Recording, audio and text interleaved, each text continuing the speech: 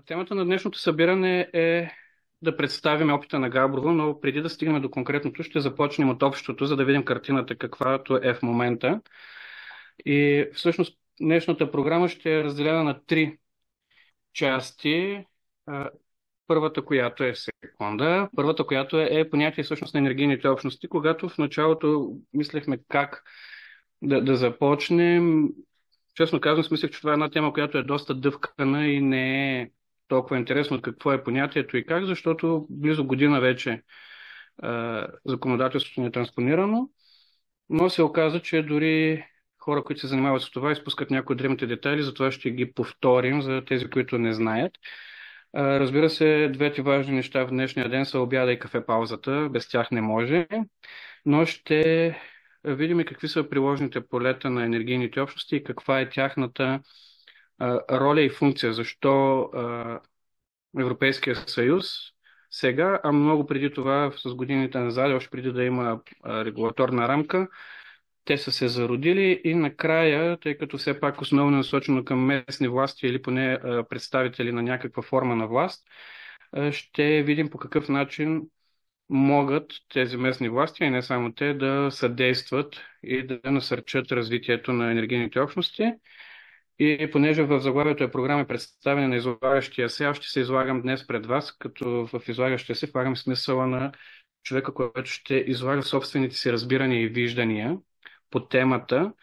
И доколкото по отношение на законодателството прави оговорката, че той е такова, каквото ви го представям, където има неразбиране, по-скоро ще си замълча.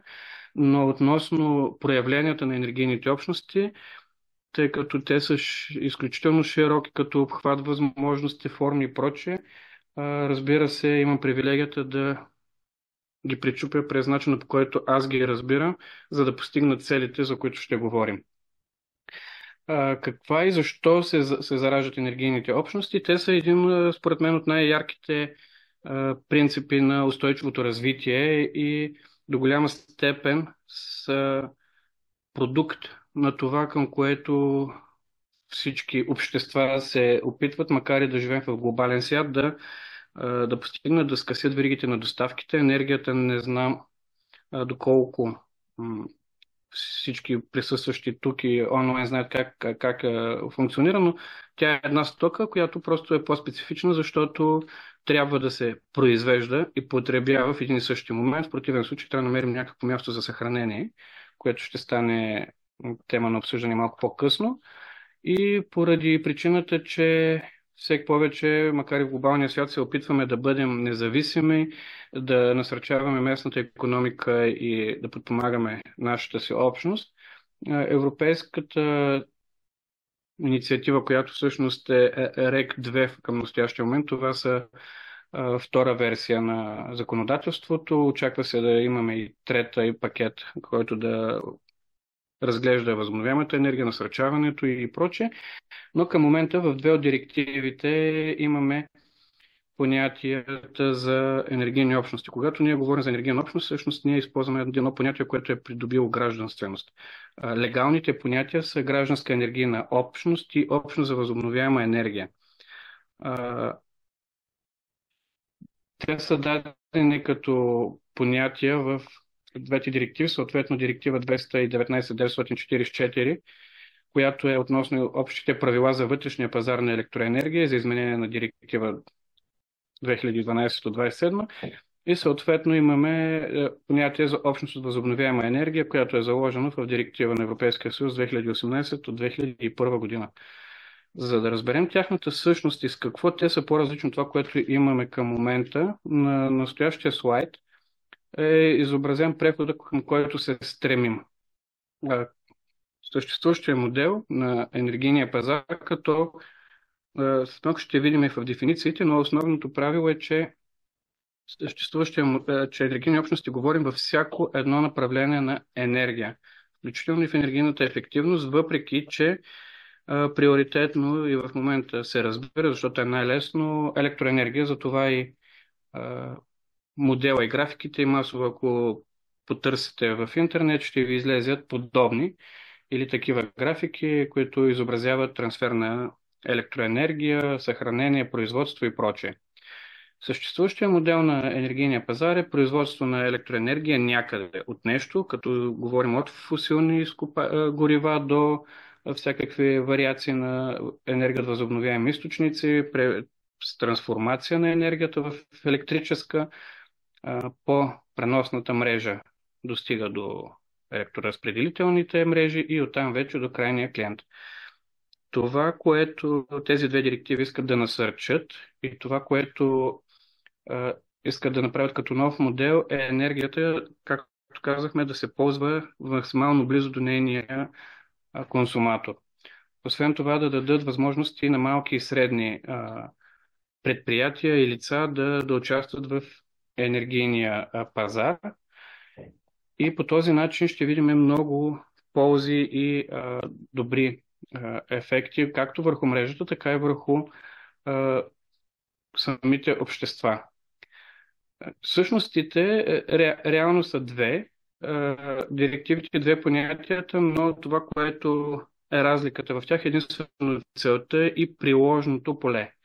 И в двата документа в директивите, както казах в началото, започваме от общото, за да стигнем до частното и в момента разглеждаме европейското законодателство. На по-сетен слайд ще видим къде то е транспонирано едно към едно, copy-paste и в съответно и нашите законодатели са решили, че след като са две директивите, ние трябва да разделим общностите на две места, закона за енергията от възобновяеми източници и закона за енергетиката. Но, пак казвам, няма никаква промяна от това и съответно принципите, върху които се основават енергийните общности, общо обединени двете понятия за гражданска енергийна общност и общност за възобновяема енергия, са открито и доброволно участие. На този елемент аз мисля, че в българското законодателство, с изключение на закон за етажната собственост, нямаме друго правно образование, което някой да бъде член на него против волята си.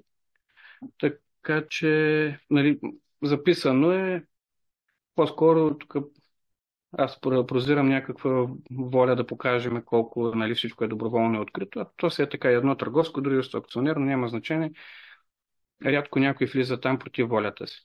Контрол от страна на членовете в общността, това е нещо, което е записано, но ще видим по-сетне, че към настоящия момент, колкото е хубаво, толкова и създава неясноти относно бъдещото функциониране на енергийните общности.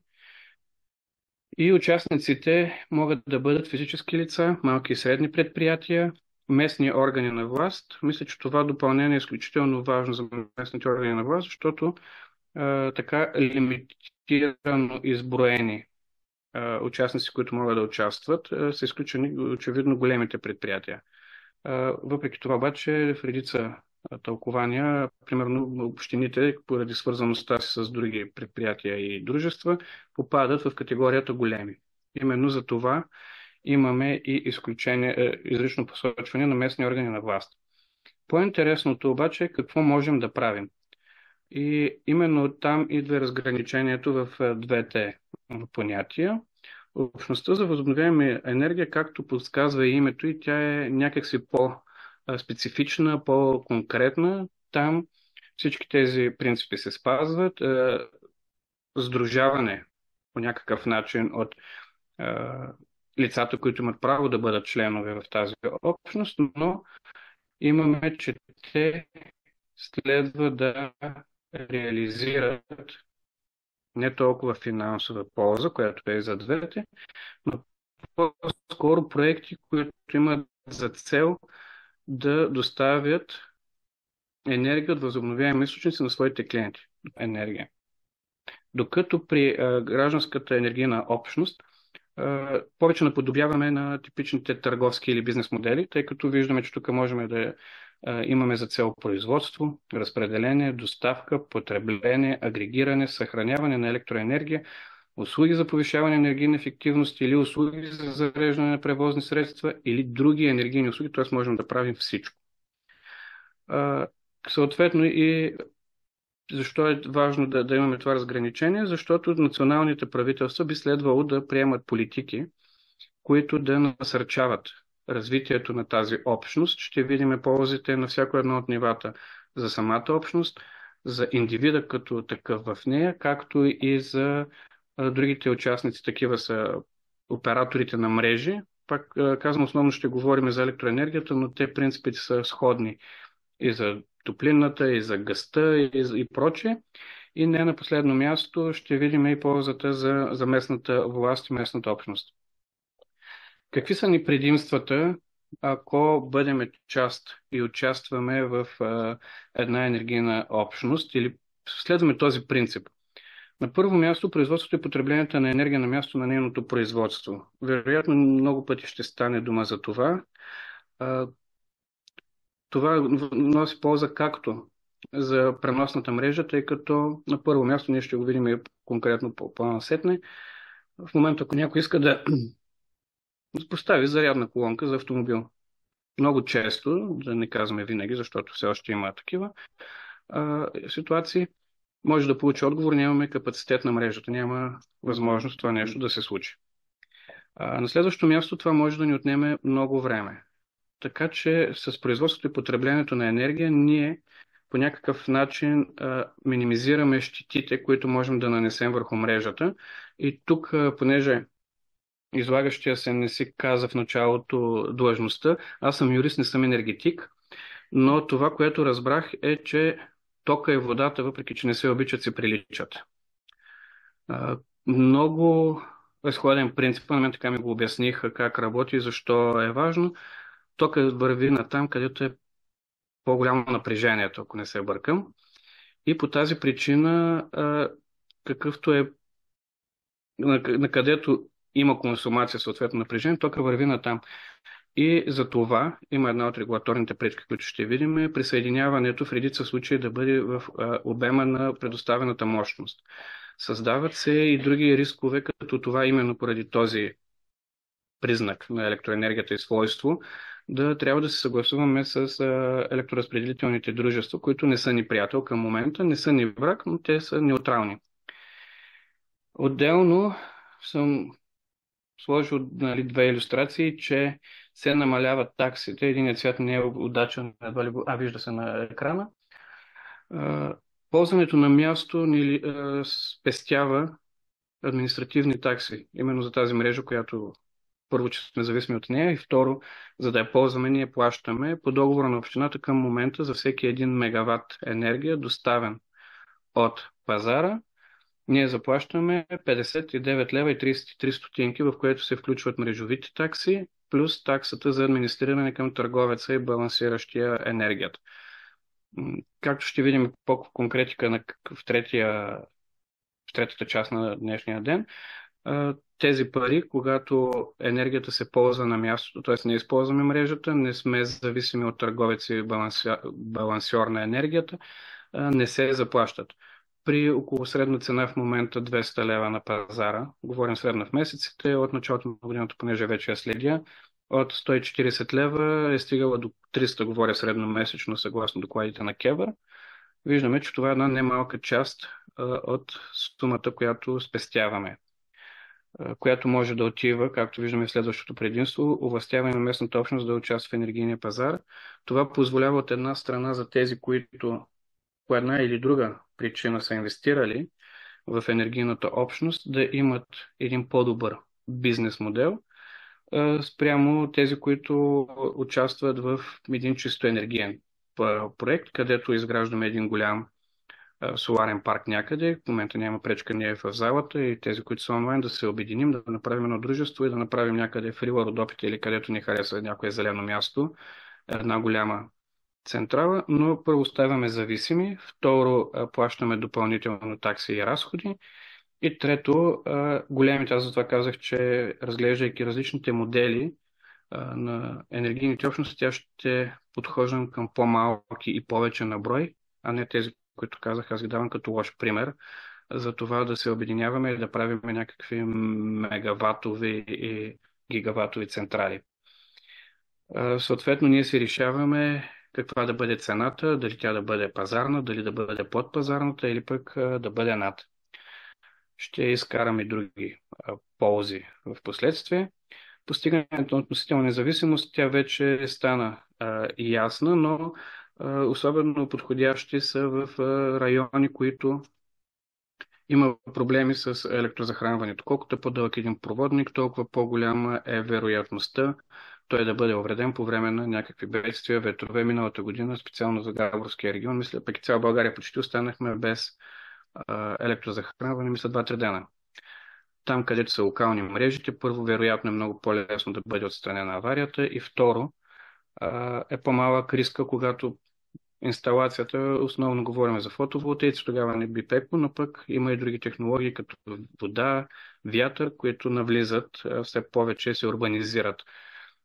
И социално-економическо развитие на местната общност. Затова започнахме с начина, по който в момента организирам пазара. Някои или някои, които имат много пари или поне имат смелостта да поемат риск да изтеглят кредити и прочее, правят една голяма централа, произвеждат ток, използват си стандартната мрежа, доставят ни го на нас и нашите пари като крайни клиенти отиват в неизвестни нам или пък известни, но неприятни нам лица, фирми, компании, понякога дори изтичат извън държавата. По този начин, първо залагайки на, както казахме, основния таргет са физически лица, малки и средни предприятия, средствата остават в крайния потребител, т.е. има един кръговрат. Затова и самия модел на енергийни общности, както казах, за мен е олицетворение на принципите за устойчиво развитие. Аз съм се опитал от 12 ли, не, 17 май бяха принципите, или ги бъркам, SDG-то. Ние попадаме в около 5, като в другите имаме допирани точки, но не са така силно откроени. И на последно място, което е важно за да могат да се изведат още много, е предвидимост и автономност при определение на цената. Това, което първите години, когато започнах да работя по темата и ми беше странно, казаха, няма в България енергийни общности, защото цената на тока е ниска и няма икономическия модел не излиза. Тогава не ми беше ясно как може това, че една стока е ефтина, да е проблем. Сега вече го виждам. Освен това е проблем не толкова, че е ефтина, а когато говорим за малки и средни предприятия и за местен бизнес, дори за общински предприятия, по някой път се оказва, че повратността на цената на енергията създава проблеми дори чисто в счетоводен и бюджетен аспект. И за това е по-добре, аз дори, както казах, да приемем една относително по-висока цена, спрямо, както казах, за отчет на годината варира от 14 до 140 лева до 300 лева, дори да приемем една 250, но когато аз съм, примерно, производител на столове и поема ангажимент след 6 месеца да произведа столове на някой мой контрагент, да знам, че няма да ми се наложи столът да го продам на цена по-ниска, отколкото са ми разходите само за енергия, примерно, или поне ще мога да дам такава цена, която отразява действително моят вложен капитал и ресурс. И какви са ползите? Тогава с това завърших и приливаме. На първо място е в бюджетния аспект. Първо намаляваме цената или фиксирана, алтернативни са двете, не са едновременно, могат да бъдат едновременно. Намаляваме тогава, когато използваме на място, поради с онези 53 лева, а е фиксирано тогава, когато използваме стандартния модел на трансфериране на енергия от една точка до друга, тъй като тогава ние определяме цената, за съжаление не определяме таксите, по които да бъдат. Към момента, както казах, наш опит е да се възползваме от съществуващата подзаконова нормативна рамка, макар и бедна, която дава възможност на енергийните общности, когато ползват собствена енергия, да не заплащат такса доста високо напрежение. Тъй като обективно, пак принципите на функциониране на движение на ток, категорично ние не връщаме енергия в подстанциите на обратно. Това е ясно, че една енергийна общност не го прави, поне към сега и с тези размери, за които говорим. Възможността гражданите, пак го казах, да инвестират срещу разумна възвръщаемост. Един от основните принципи, както споменахме, е, че не икономическата полза е основен фактор. Това само по себе си не означава, че ние правим нещо само заради идеята и днес много рядко ще ме чуете да говоря за зелената сделка, за намаляване на вредни емисии, защото това, според мен, е говорене прави така, че по някой път хората дори едни добри инициативи, когато дали от страх да се каже, че те си имат икономическата изражение и то е благоприятно, се възприемат криво и по-скоро настройват обществото срещу такъв тип политика, а тя се постига индиректно. Когато ние инвестираме в това да намалиме разходите по мрежата, ние ще доближим до нас производството и генерирането на енергия. Съответно, онзи пример с това си харесваме в Рила, Родопите или някъде другаде на зелено място, кътче, няма да ни е необходимо и тогава дори и останалия бизнес, който е стандартния, не би имал полза да създава някакви големи мегамощности. Участие на гражданите в енергийния преход, какво се има предвид тук? Това е, че ако аз реша в момента да сложа фотоволтаик или вятърна турбина, това е много голяма инвестиция, затова говорим за нещо, което е по-добре познато на покрива на моята сграда. Видно и от програмата, която беше за подпомагане, около 10-15 хиляди ще стигат, ще успея да поставя. Въпросът е дали аз имам 10-15 хиляди, какво ще е ползата, пак казвам, икономическата. Нищо, че се дарвам пари. Икономически ефект е около 25 до 30%. Защото профилите, това ще стане и по-насетно на ползвателите на енергията, са изключително важни. Аз не съм виждал анализ без места за съхранение, който да показва повече от 25 до 33% покриване на собствени нужди за бита. При бизнеса, малък и среден, за големия вече те са си отделно, за среден и малък бизнес, там отива до около 50-60%. Имахме и нашият втори модел, който правиме, беше възложен максимално количество енергия да се ползва на място, стигна до 80% действително, но ползваме 80%, като имаме моменти от собствената си енергия, но в същото време, в което произвеждаме, тя ни не стига, т.е. ние ограничаваме такъв е модел, за да стане. Ако направим оптимално инвестиция потребление, стигаме до около 50, 55, 60% използване, останалото се връща. И когато нямаме насреща този модел за енергийна общност да го дадем, ние оставаме отново зависими. Дори може да се стигне до там, че след като аз произвеждам повече и връщам, вероятно и всички останали произвеждат повече и връщат и аз ще трябва да плащам. При наличието на общност ние имаме гарантиран ползвател и консуматор, както ще видим накрая в примера на община Габрово. И за това говорим за независимост. Освен това, аз мога да участвам не с 10 000 и да ползвам 20% от тяхната стойност, а мога да участвам с 500-600 лева, 700, зависи от състоянието на човека и да ползвам такъв процент от енергията, каквато сме се разбрали. Защото може да се окаже, че аз съм в близост, инвестирам колкото да стана член на енергийната общност, а някой, който е далече, разчита на тази полза от това да има гарантиран клиент и той не иска да ползва, т.е. аз му ползвам цялата енергия на една гарантирана добра цена. И разбира се, възможността да бъде репликирана, тъй като инвестициите тук са приоритетно частно, независимо дали участва или не общината. Други фактори, аз някой ги засегнах, състояние на мрежата, които правиме, ползи и вреди. Разбира се, всяка монета има две страни. Не можем да кажем, че е изцяло позитивно. От една страна, на долната картинка виждаме един голям фотоволтаичен парк, който, освен че е заел терен някъде, няма да влизаме в детайли, дали е плодороден или не плодороден, дали може да се използва или не, но освен площта, която той заема, за да се достигне до там един кабел, който да пренесе енергията до някъде, също се нарушава друга инфраструктура или пък други терени. Отделно този фотоволтаик работи около 50, 60 до 80% от времето в годината, даже може би 50, ако сложим и тъмната част, тъй като тогава, тук съм сигурен, че всеки знае, че фотоволтаика нощем не произвежда, когато е облачно не произвежда.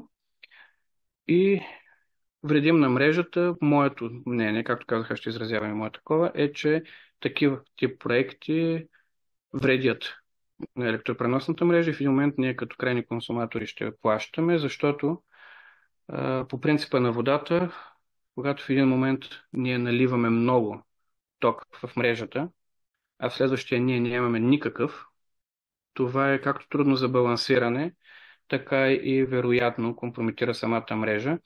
Отделно, това не е решение, говоря за соларите, което е най-познато, това не е решение за затваряне на въглишните мини и проче, което пък някои се опитват да направят чрез тях, и батерии и проче, защото по този начин ние ще имаме една енергия ефтина и тя вече става ефтина в определени часови диапазони, но в други тя ще бъде много скъпа и тя е скъпа вече в такива, защото ние базови мощности не може да нямаме и те трябва да стават все по-гъвкави. Затова, ако погледнем от екологичната гледна точка, дори примера с това да внесем генераторите на енергия в урбанизираната територия са много по-добри. Ползите също така от това, че е на място, загуби по мрежата.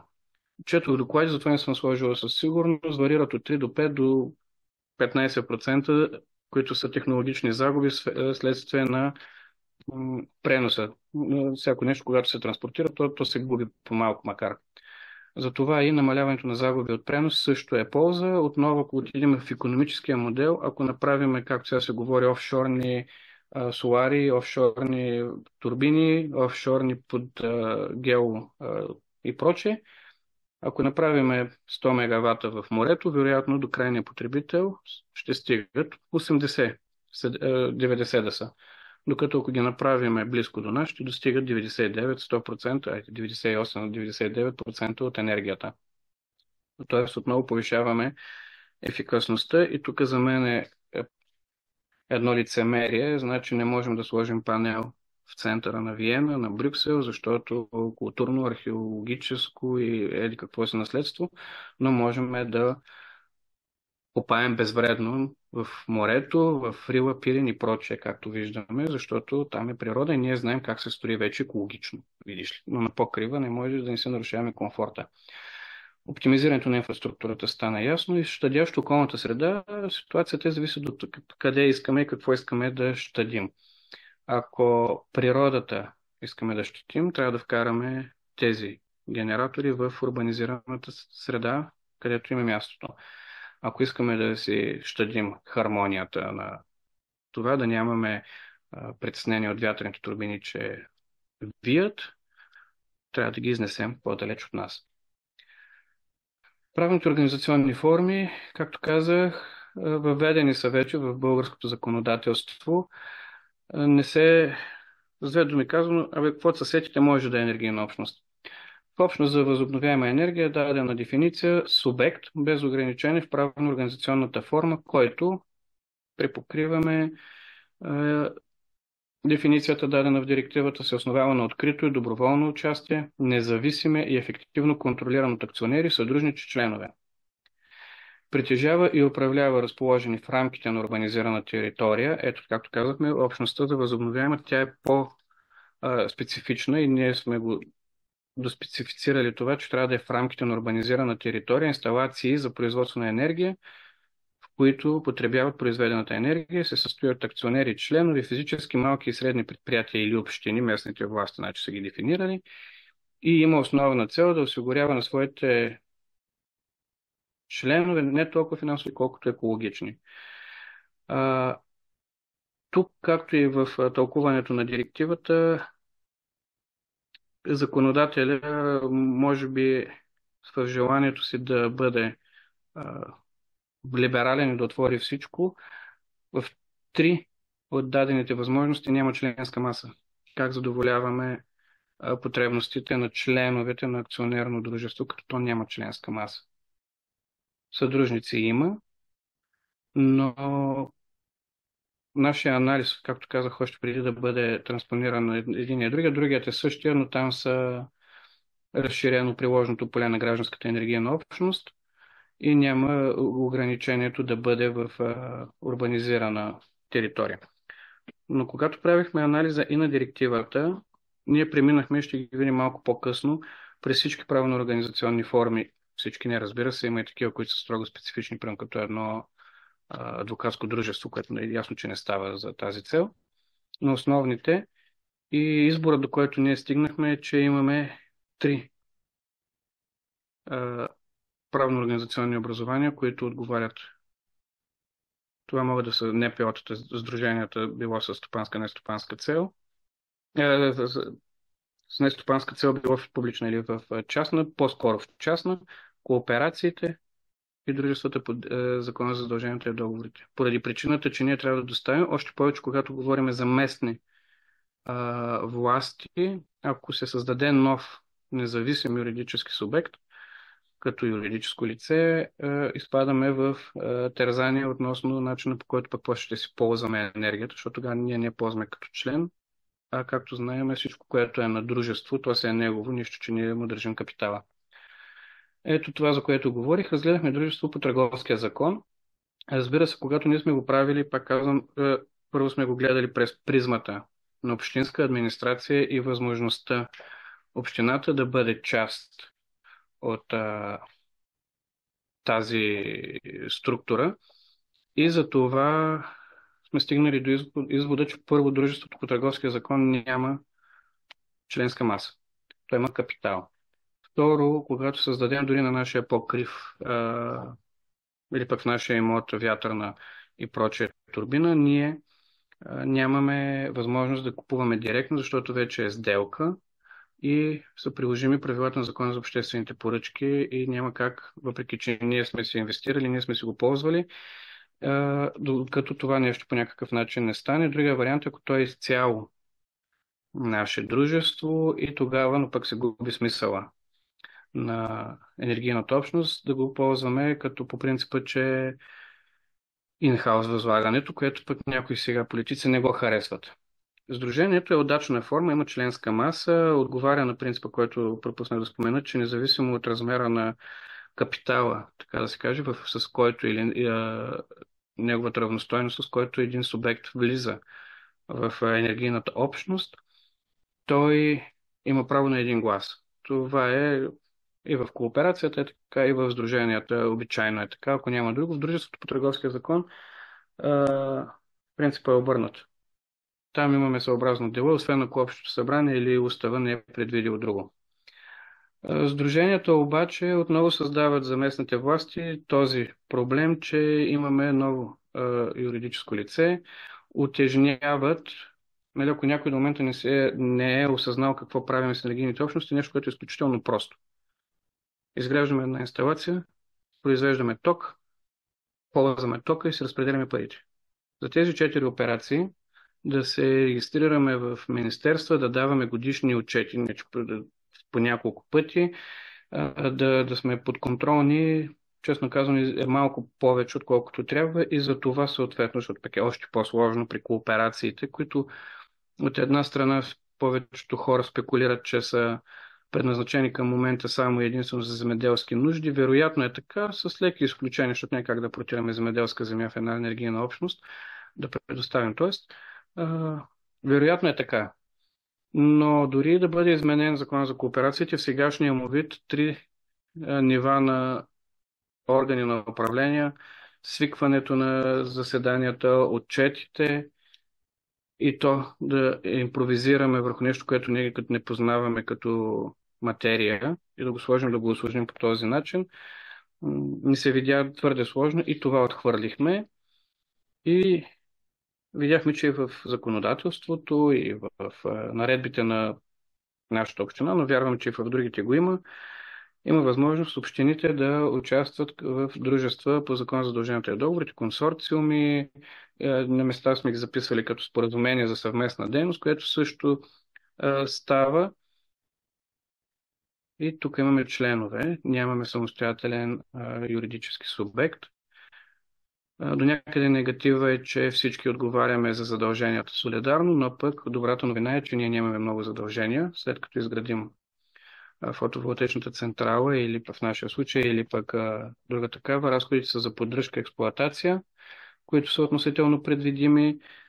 Съответно, не е необходимо да има такъв огромен риск. Някой да каже, да, аз ще влезе, пък после не знам какво дължа. И затова то не се видя. Освен това, липсата на законодателство, според нас, когато работихме, беше една възможност да напасне модела, защото в споразумението за създаване на енергийната общност ние идентифицирахме кое не е важно и кое не е. Тоест дали искаме да може първоначалната чернова на споразумението. В моите разбирания беше, че човек като стане веднъж член на енергийната общност, която в нашия случай е 10 годишна, не е безсмъртна, а, няма здрав разум да го накара да излезе. Защото как работи, ще видим след малко, инвестираме, както казах, изграждаме солари, оттам насетне всеки един от нашите членове вече се очаква или да ползва енергията и да си плаща какво сме се договорили, или да получава така наречените дивиденти. Така де, обаче хората, с които ме ревизирах, казаха, да, бе, ма, чакай сега, така става много ангажиращо, дай да може да се излиза. Така че може да се напасне. Освен това с един анекс, това нещо може, защото в крайна сметка никой не знае на кой какво ще му се случи следващите 10 години. Когато правиме модел, той, както казахме в началото, трябва да бъде с възможност да бъде възпроизведен.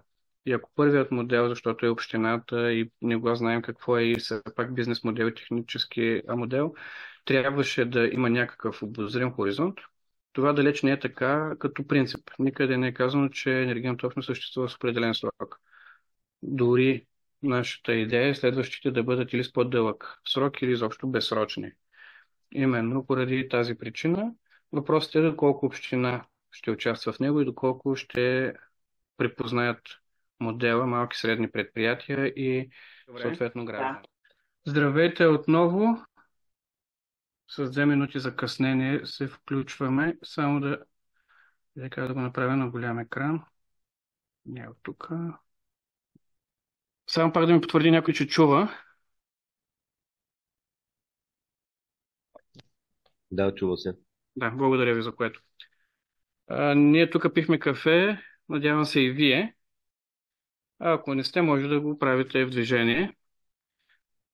Продължаваме с втората част, която е видове енергийни общности, пример за тяхното функциониране. Мисля, че тук ще засегнем малко повече темата с това, което приключихме преди малко, а именно дали само солари, дали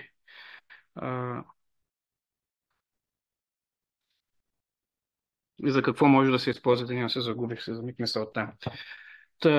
Глобалното разпределение, както вече видяхме, на две групи. Това са гражданските енергийни общности и общностите за възобновяема енергия.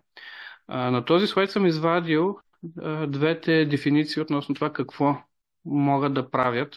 Като го направим на голям екран, умрех. Мартин дойде.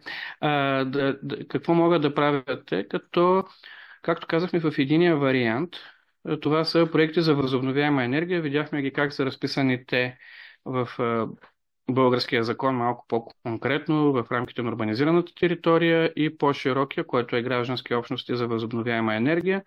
Виждаме, че те могат да бъдат за извършване производство на енергия, включително от възобновяеми източници, което по-скоро трябва да се чете само от възобновяеми източници, иначе би се противопоставило на принципите и идеите, които излагахме до момента.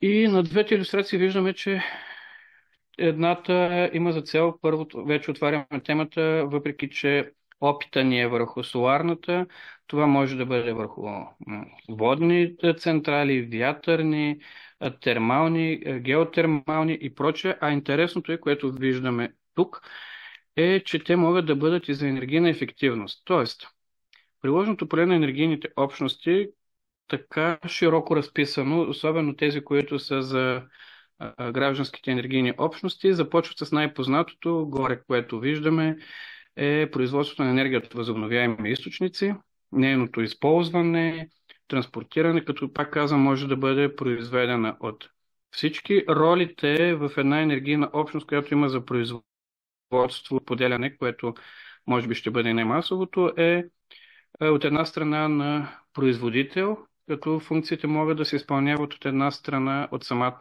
общност, която да бъде производител. Можем да имаме така наречените виртуални общности, т.е. всеки или някой от членовете в самостоятелното си качество произвеждат енергия, други ползват, трети примерно само инвестират. Това ще видим и при разпределението на ресурсите след малко.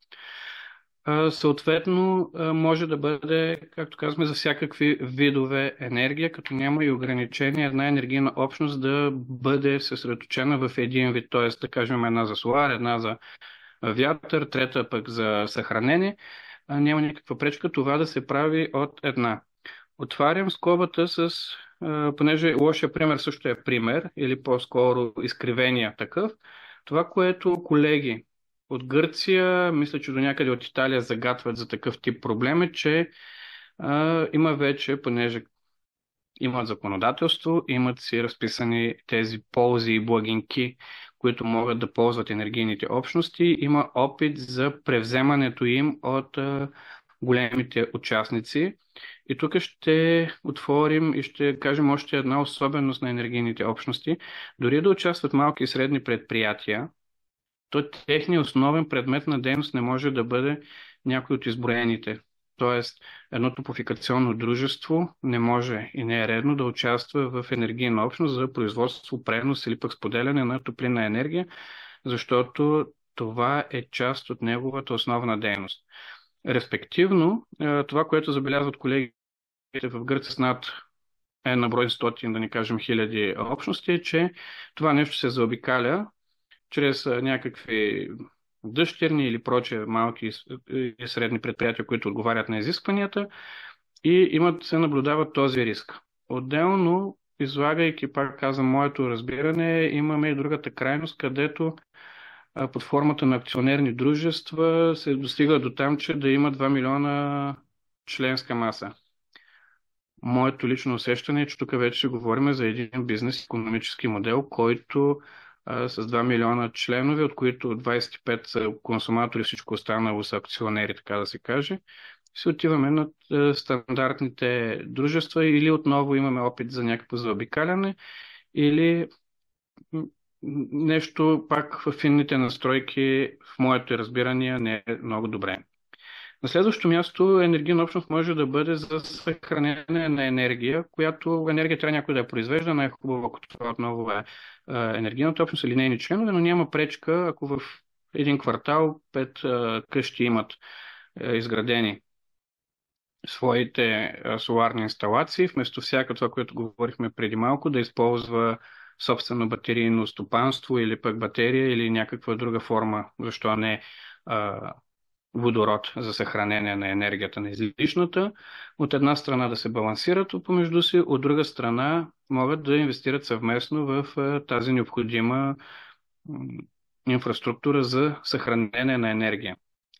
Най-лесната и ако изключваме публичните органи, в която така се каже с едно штракване на пръсти и малко писане може да стане, енергийната общност за споделяне на енергия, когато имаме вече изградени инсталации или пък няколко субекта, които са решили, че ще изграждат. Тук ще отворя скоба с един от нашите членове. Мотивът му, понеже беше изключително любопитно, в момента, в който обявихме поканата за членство, така се каже, в нашата енергийна общност, на следващия ден получихме парите, декларацията и дойде да подписва. Което означаваше, че човек е подготвен, знае какво е енергията, как и прочее. Го питахме, добре, защо така без телефонен разговор, нищо. Така да познавам пазара, познавам особености, имал съм възможност, това е приятното, имал съм възможност да участвам в тези соларни паркове, но това, което се случва, липсата на клиенти, липсата на предвидимост и яснота, да, вероятно ползата би била много по-голяма, но не е моето нещо. Тук ми харесва това, че ние ще споделяме енергията, че сме се обезпечили и за да кажем отново към ползата липса на зависимост, ние обявихме, ако не ме лъжи вече паметта, изборите бяха октомври, значи 16-18 октомври някъде минахме през Общински съвет решението.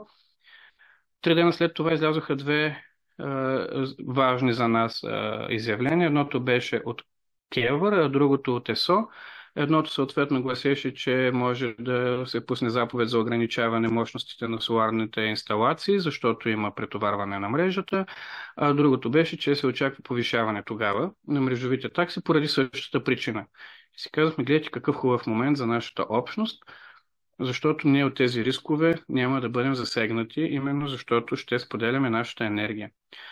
Друга енергийна общност, която е много добре позната, или също стана дума преди малко за нея, преди кафе-паузата, те са от онези обаче, които ни отговарят на принципа за доброволност. Енергийните общности за енергийна ефективност, най-често познати като Сдружение на етажните собствености, с друга цел, но превърнали се в такива по неволя, където хора с различна собственост се обединяват за това тяхната сграда да бъде по-енергоефективна, да постигнат тези общ колективен интерес, съответно обществото, което пък минава покрай тези сгради, да види, защото казахме, че винаги една общност, ако тя се развива и функционира правилно, има ползи за всички, включително и за тези, които не членуват и не участват в тях.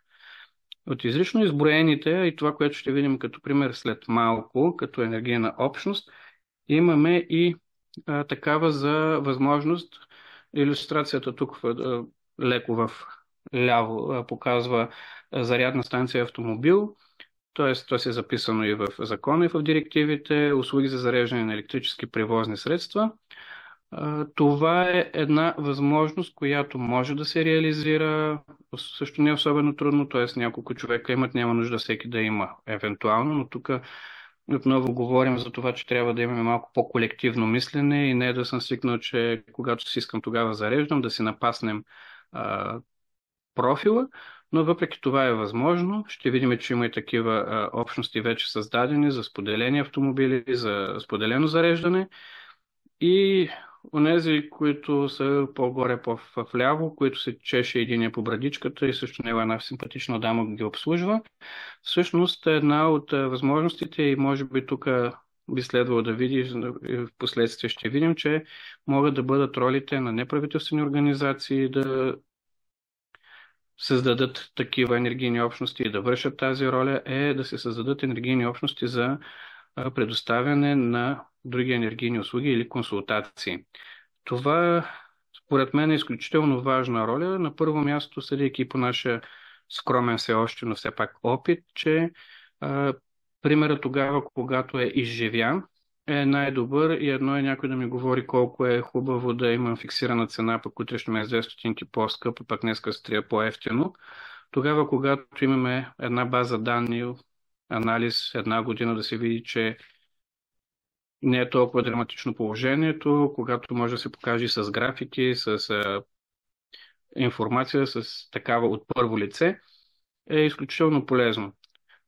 Това са само част. Ето и някои практични примери, които има, и за да не изглежда, нали, че само на запад ги има. Най-вляво първите 3 картинки. Това са такива общности за енергийна ефективност. Както казах, едната е по принуда. Това е един емблематичен Габрово блок Дунав, който още по националната програма, както казахме, без тогава изобщо да си говорим за енергийни общности, ние не откриваме топлата вода реално, но те се обединиха, подпомогнати тогава и сега, както има такава програма от държавата, сега от плана за възстановяване, и се санираха. Резултата за всички е в пъти по-добър, отколкото ако всеки сам си го беше правил, особено този на 14 етаж, ще да е много любопитно как ще го направи сам. Не е невъзможно, разбира се, пак да не стана неразбран, но е трудно. Виждаме едно импровизирано събрание, тъй като ние сме статисти тук, бяхме по друга връзка, но това си е реална среща с домоуправителя, който обясняваше и защо точно този блок избрах, защото когато казахме, че може да е за всякакъв вид енергия, отдолу под тях, макар и да не съм любител, съм използвал няколко илюстрации от ChatGPT, за да не ме опрекнат в реклама или в нещо, но виждаме една термопомпа, която захранва някакви сгради отзад. След като Топлофикация преустанови дейността си миналата година, миналия сезон, сега не втори сезон без отопление, именно този човек, който е емблематичен, мисля си вече и за Габрово, Чичо Христо,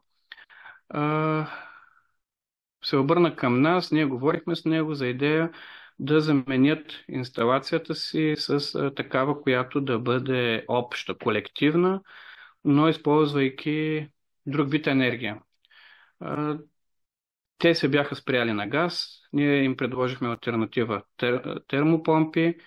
Какво стана в последствие? Не се реализира инициативата им поради баналната причина. Не е проблемът в парите, тъй като когато каза, ние имаме вече такава идея, аз съм получил оферта от газопреносното дружество, имаме всичко, само трябва малко модела да нагласим. Проблемът им беше в това, че каза, в момента топофикация, ако на петия етаж, третия апартамент не си плати, не спира всички, а се съди него. Дружеството, което щеше да им доставя газ, обаче не им е казало това, е казало, ние доставяме до точката, защото те искаха газ, както казах, ние им предложихме термопомпа, ще кажем и там плюсове и минуси, но там се е установило, че дружеството казва, аз доставям газ до абоната. Абоната оттам насетне 104, ако не се лъжа, са апартаментите, се оправяйте помежду си. И тя ги притеснява това, че хайде, ако е един, ще му платим, ако са двама, ще поемем, но ако станат повече хора, защото това се мултиплицира и в един момент да не стане целият блок, тези 104 домакинства без газ. Тук няколко пъти казах газ, знам, че нагласите са противоречиви, е ли възобновяема, не е ли. Нямаха претенции, ако им предложим алтернативата с термопомпите, направихме съвместно с наши партньори анализа до момента, в който стигнахме до електропреносното дружество и казахме, трябва ни мощност за захранване. Те казаха, не може. Изградете си трафопост. Да, нямаше да им го дарим, защото са много абонатите, но казаха, направете ни трафопост. Съответно, ако не се лъжа за цифрите, системата на газ беше около 50 000, само трафопоста беше повече. Разбирате, защо по някой път не е винаги това, което ние искаме, или пък това, което... е в централна част, отдолу минаваха колектори, минават все още колектори на топофикация и е трудно да заложим, нали, на първият въпрос, който не задахме, да, че ви сложим и солари.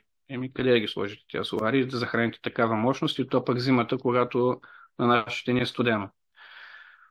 Пак казвам, не се реализира, но не са го забравили като тема поради този риск. Разбира се, и там сме им предложили, обмислят го. В момента мисля, че имат около 50% съгласие без някакъв външен натиск, така да се каже. Но те или с фирма за професионални домоуправители, която е съгласна да поеме този риск, т.е. тя да влезе, или чрез така наречените, защото ни казахме, че и до момента тяхното разпределение се е случвало през фирма за топлинно счетоводство. Моделът е същия, дори може да се направи малко по-коректно, а не с тези ампули. Обмислят го хората, надяваме се, защото моето усещане е, че ако и до година не стане, той вече всеки се намерил индивидуално решение и по-скоро няма да се получи. В средната колонка виждаме отново три илюстрации, те са си реални снимки. Това е нашата енергийна общност, за да само я скицираме. Тя е за производство на енергия. Детайлите ще кажем след малко и за споделяне на енергия. На долната снимка, най-отдолна в средната колонка е илюстриран на графика, показан модела, по който работим. Сега ще обърна внимание на другите две общности и въпросителния между тях. Едната е реална, както казахме. Двете са реални, т.е. но картинките отдолу, която е на автомобила, отново е с изкуствен интелект, защото не си харесах реална, която да няма реклама. Това е на една община в Белгия и организацията Климан, която е нещо като НПО. Трудни са ми техните правни форми, както на тях нашите. Те имат проект и го реализират. В момента имат, понеже е в движение, интересно е как имат между 3 и 7, или имат 3 или 7 или 5, но така са ни казали, имаме между 3 и 7 автомобила, които се ползват съвместно. Идеята им е да раснат до 20 автомобила.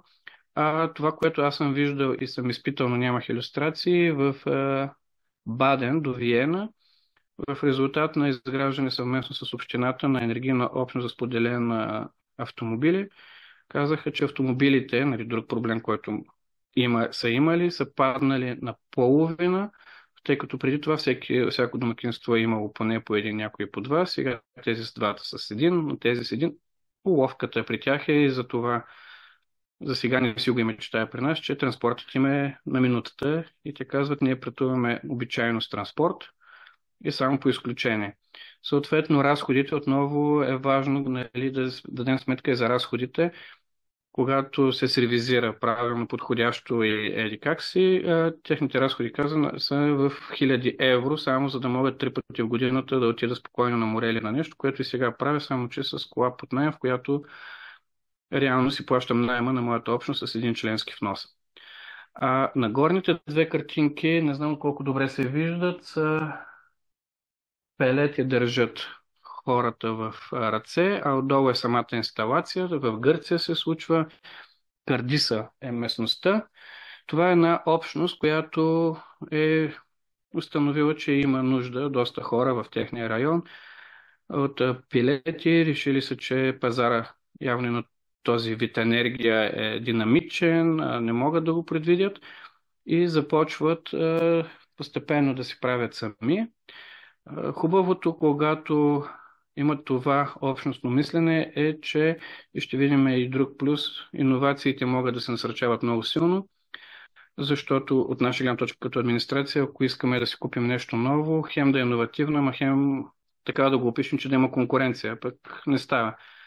В техния случай няма такъв проблем и те започват да събират от други техни потребители, заинтересовани лица, утайката от кафе. Оказва се, че гори много хубаво. И влагат в пелетите. Имаше снимки, аз това съм го изписал, който има интерес по този начин, ако го изпише в Google, им излиза и проекта.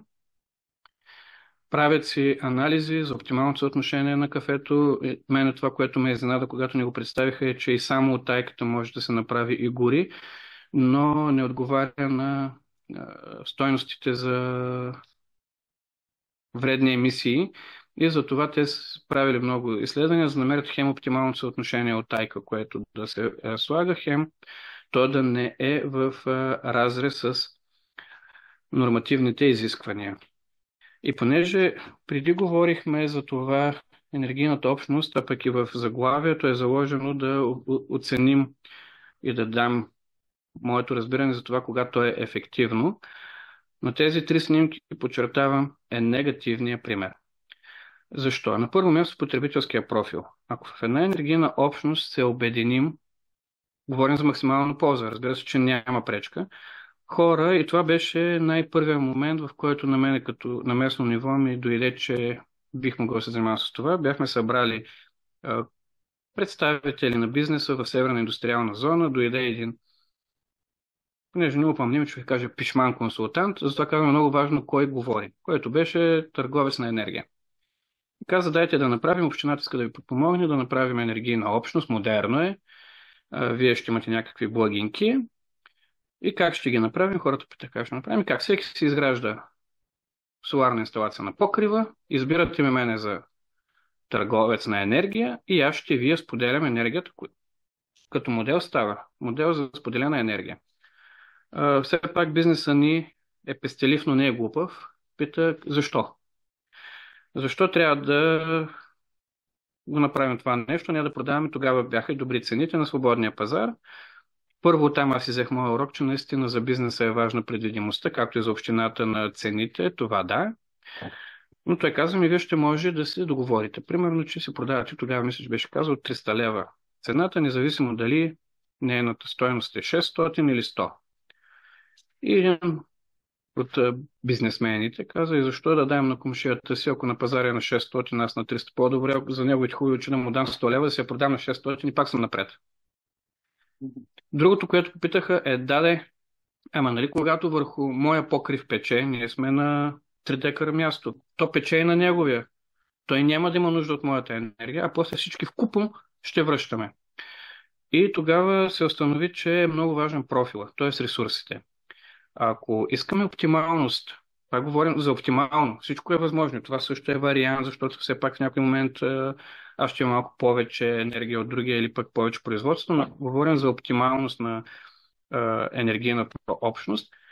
и когато пък тя може да засяга предприятия, било то общински, малки и средни, а дори и граждани, тогава стигнахме до това, че дадем, ако има пък производство, което е ниско емко, като е ниско енергоемко, но пък има подходящи покриви, там вече има някаква логика, той да каже, аз ще си дам покрива, другия ще го изгради, аз няма да ползвам тази енергия, ще ходи. Тоест започна да се напасва тогава, поне в моето съзнание, че трябва да използваме това, което говорихме преди, различните ресурси, но по подходящ начин.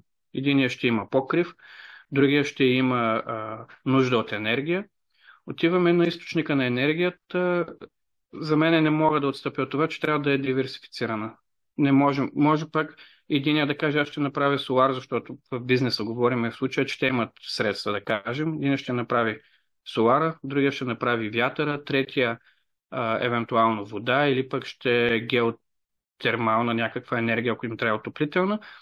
Но тогава ефикасността от инвестицията на всеки ще се повиши. Отделно, когато говорим за различни ресурси, много важен е ресурса с природната или в случая архитектурната даденост. Може да се окаже, че в едната сграда има много, еднакъв е профила на потребление, всичко е, но покрива е неподходящ. Било то, защото не може да понесе конструкция, било то, защото има много засенчване, по-близко е в гориста местност или пък по други причини. Така че на първо място трябва да се избере правилния профил на източниците. Това сме правили и ние и в двата. Прибавяме Бургас като община, която ни репликира, да не казвам копира. Може да кажем, че и при тях това беше важно профила. Оттам източника на енергия. Ако имаме един дневен профил, т.е. една фирма, която работи от 8 до 5, както е нашето регионално депо, аз на част по лъжичка ще ви казвам как сме се избрали първия обект и модела, който сме. Както е нашето регионално депо, което работи, грубо казано, от 8 до 5, плюс-минус там половин час. Събота и неделя, за жалост, не винаги.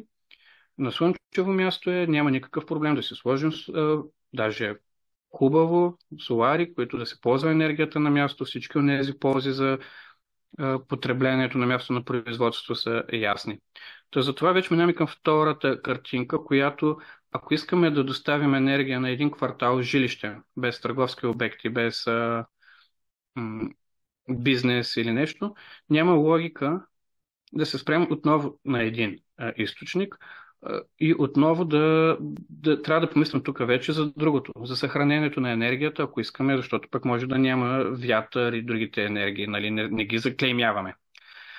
И не на последно място, което казах като възможност за властяване на гражданите, ако говорим за един жилищен квартал, в който живее средна класа, нали, да не степенуваме, ако всеки от тях трябва да извади, както казахме преди, около 10-15 хиляди, едва ли може и КПД-то му е 20%. По този начин, дори и с това, ако се направи един покрит паркинг или пък някъде изнесено, тъй като, както казах, има, може би аз съм чувал, опознавал над 50 вида. От двама човека, които единият има къща на село, а другия в центъра на Виена и мама ще произвежда, пък аз ще ползвам. Това си тяхната общност. Те са си щастливи и самодостатъчни. До тази, която казах, с 2 милиона, включително пример, който именава енергийният доставчик в Виена беше направил за енергийни ваучери, като уловката, за да се чувстват щастливи гражданите, казва, наемате си конкретен панел в нашето поле, което е някъде. Вие си знаете кой е вашия панел. Ние ви казваме, че той произвежда годишно 1 мегаватт, примерно. И вие в тази година, понеже ние сме ви доставчика на енергия, до 1 мегаватт не плащате нищо, защото сте си платили за вашия панел. Ако е под 1 мегаватт, риска е при нас. Ако е над 1, горницата е за нас и вие си доплащате. Но има различни модели, както казах, и за това трябва и хората. При обединяване на ресурсите, един, който много често изключваме като ресурси в анализи и прочее, е административния капацитет. Почваме да търсим пари, време, материали, логистика. А кой ще го прави? Ще го намерим. То там има някой, ще го вземем, нали? Но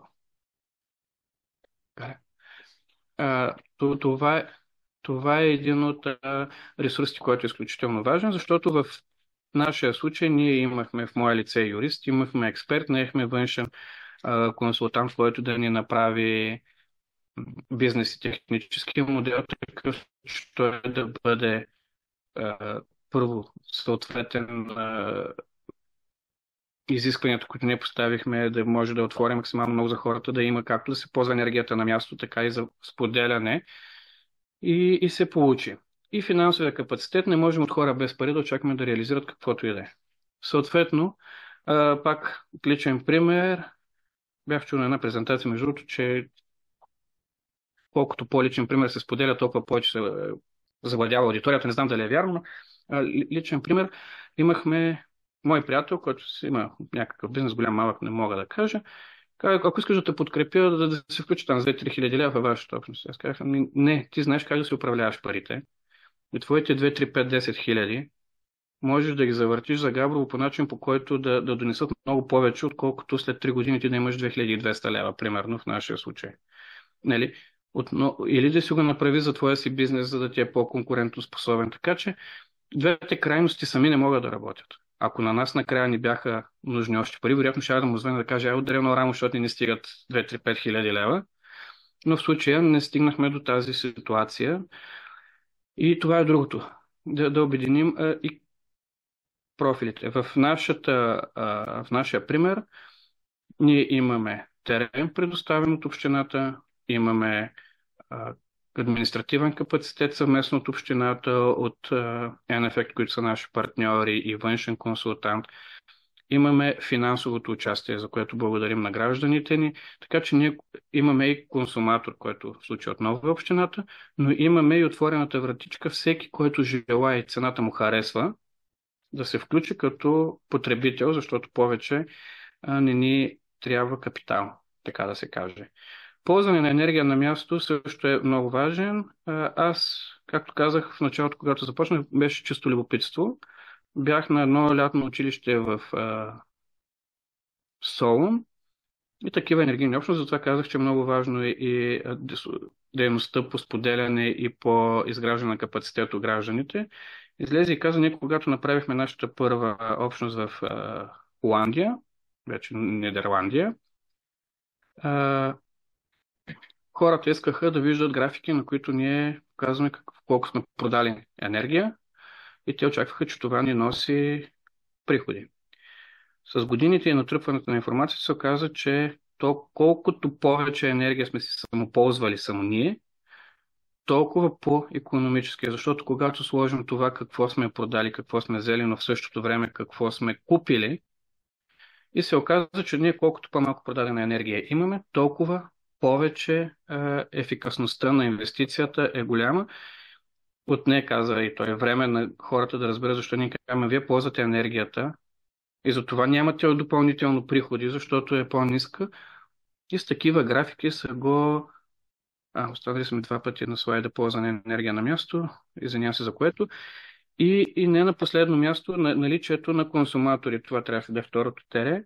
Както казах, когато има наличие на консуматор гарантиран, говори се, не знам от вас колко са наясно с това, така наречените PPI договори или дългосрочни договори. Това пък, което хората, когато почнат да правят икономически модел за енергийни общности, то стъпа изцяло на принципа на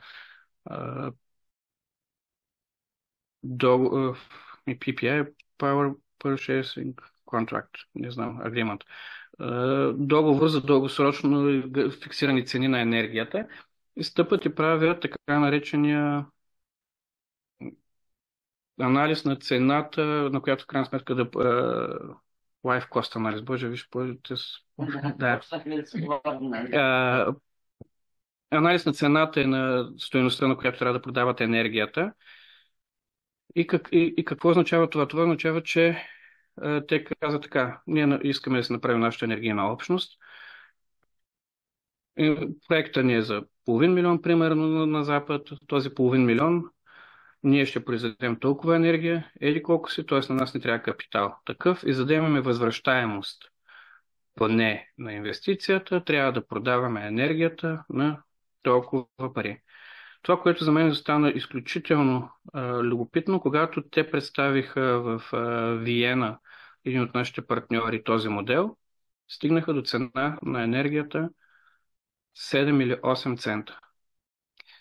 Само на енергията, без таксите, чистата цена на енергията, не, извинявам се, 13 цента, а нашата е 19 стотинки, която горе-долу същото е излязло и там, и тук, ако махнем всички мрежови такси, данъци и прочие.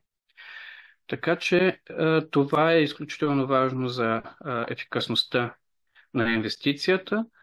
А каква може да бъде ролята, следващото подзаглавие, ако можем така да кажем на тази сесия, каква може да бъде ролята на местната власт? На първо място информираност.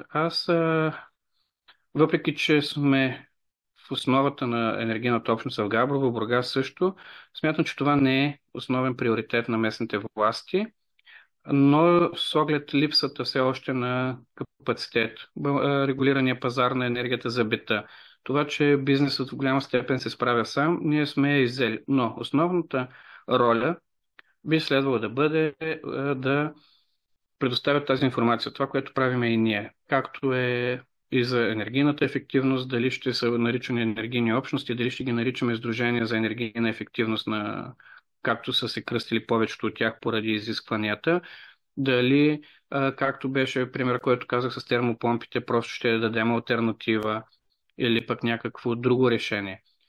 Това трябва да бъде в основата, защото едно гражданско общество, без да бъде наясно с възможностите и перспективите и най-вече с ползите, и тук може би си взимам коментар от това, което говорихме в малката дискусионна част, начинът е изключително важен, по който ще се комуникира с гражданите, така че комуникационна стратегия ме е твърде тежко, но култура може би звучи по-приемливо.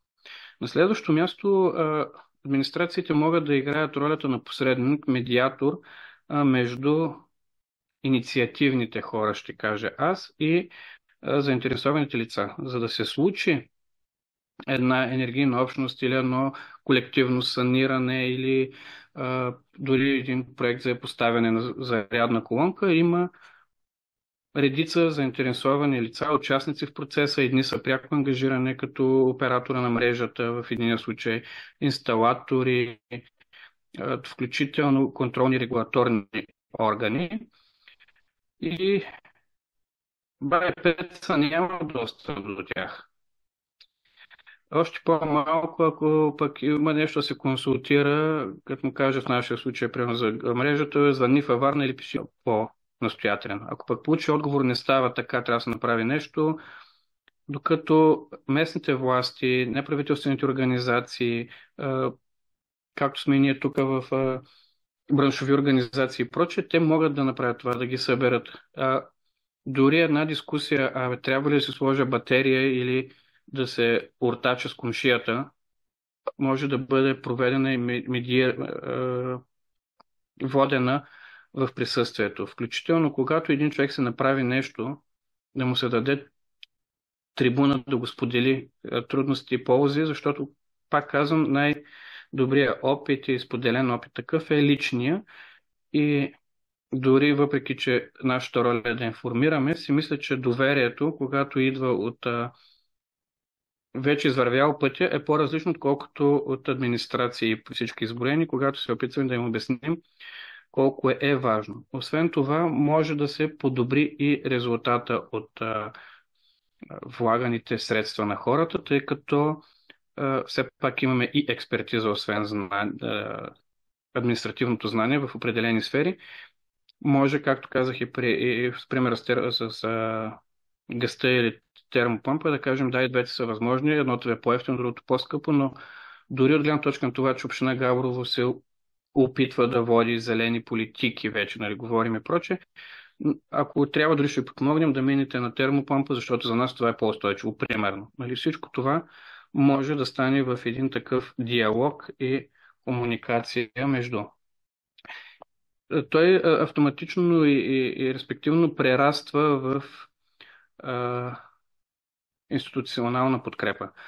Когато човек, общност, или защото основно говорим за граждански инициативи, въпреки че малкият и среден бизнес е допустим, според мен все още той си има и други канали, тип консултанти, може да си заплати, не че е изключен, но фокусът ни е основно върху граждани, домакинства и прочее, при което много често те нямат административни опит.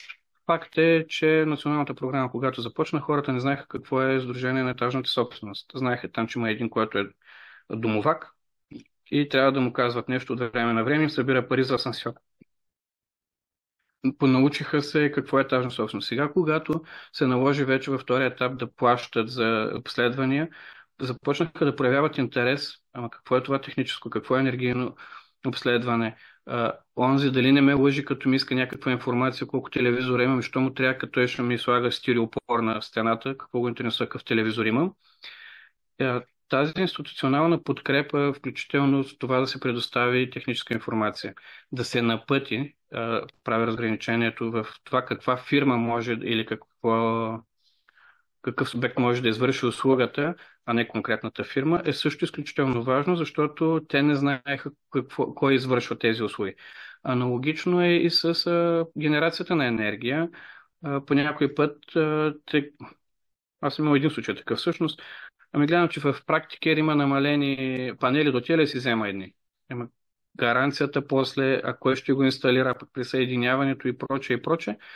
И нали не винаги най-ефтиното и най-лесното. Отделно пък, понеже говорим за институция, когато има политика, ще ми се да го и видя някой ден, да има и бюджет за тази подкрепа. И последното за този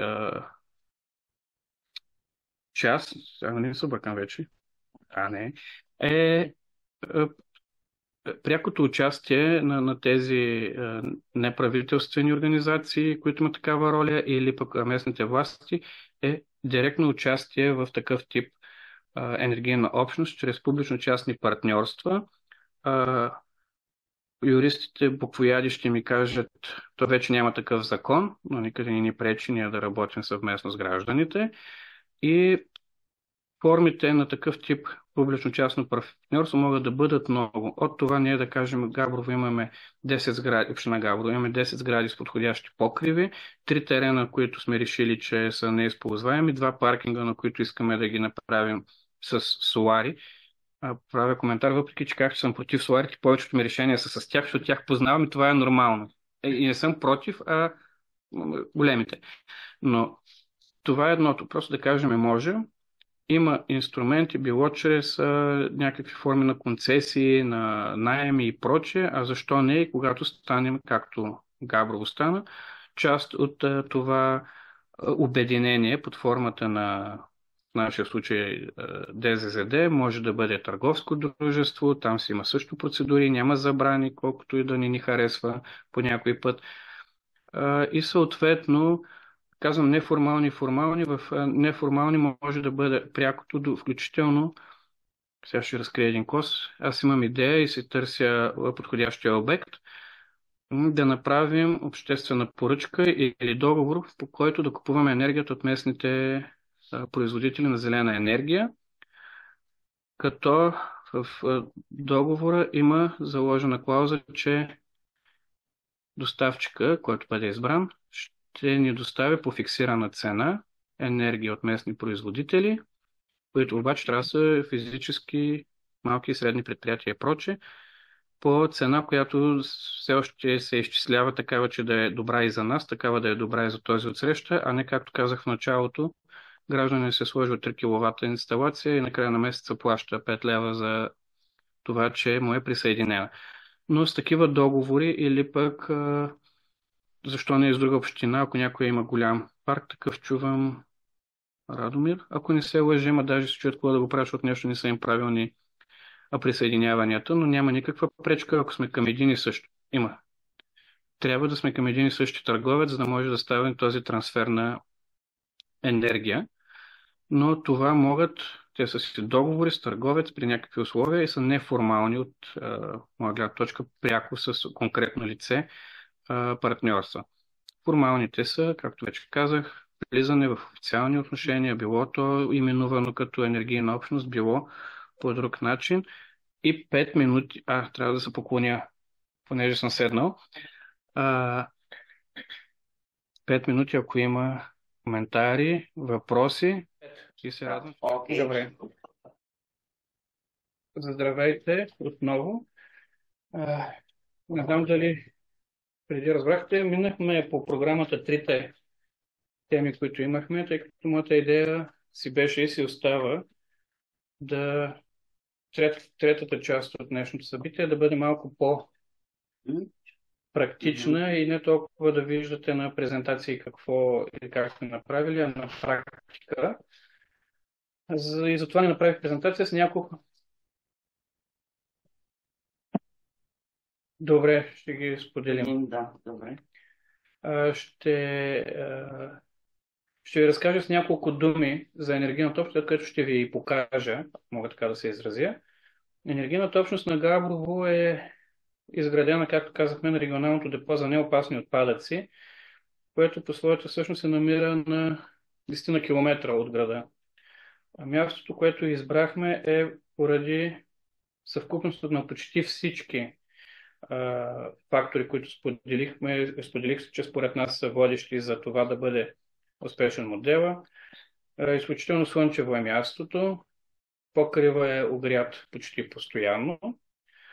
На следващото място имаме консуматор. Добрата новина е, че освен консуматор в лицето на община Габрово, които оперираме депото, имаме и един наемател-ползвател, който осъществява услугата по сепариране на отпадъците.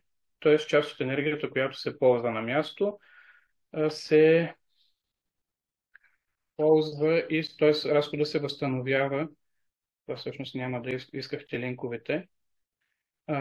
После ще ги платиш. Добре, ти ще ги пратиш после, добре. Не, ще ги пусна и сега.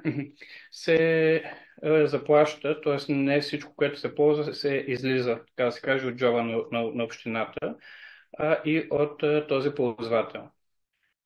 Минуса на нашия модел там е, че нямаме други сгради в близост, т.е. не можем да се разширим, така да се каже, на принципа на пряката връзка, т.е. да заобиколим мрежовите такси, не за 53 лева към днешна дата, съгласно договорът. Пак казвам, те са конкретно измерими относно актуалния договор на община Габрово за доставка на нетна електрическа енергия. Вероятно в други общини таксата, която административната такса за баланс е друга, така че това, нали, пак казваме, е личен опит и пример. Ако някой каже, при нас е 3, пък на друг е 13, е абсолютно разбираемо. Това е нашата конкретно измерима мрежа. Параметрите на самата инсталация 100 кВт е изградената мощност. Отново е важно да се отбележи, всичко това го имате в линка на сайта на община Габрово, но просто не минавам през него. Да, изградената инсталация е 100 кВт пика, като отново на база тези анализи, които направихме за ефикасност и ефективност, първоначалната идея беше да бъде 183, колкото е присъединената мощност. Но установихме, че ще има твърде много върната енергия. Към онзи момент включително не бяхме намерили решението и за споделяне на енергията. Не знаехме дали ще успеем да го реализираме и решихме да минимизираме риска. Към настоящия момент очакваме годишна генерация на енергия около 120 мегавата, от които около 50 да се ползват на място. И какво представлява, тук имаме няколко, защото най-хубаво, както казахме, да се вижда. Вижда ли сега? Да. Това е нашата, ще говоря върху нея, или може би да изчакам. Това е мястото, регионалното депо, което казах. На тези покриви беше първоначалната идея за инсталация, но не можаха да поберат панелите, затова е малко по-далеч. Друг минус, сега като го виждам за това как че визуализацията е по-добра, е, че точката на присъединяване е на около 300 метра, съответно инвестицията около 20 000 е за кабел. Ако беше на първите сгради и по-близко, щяхме да оптимизираме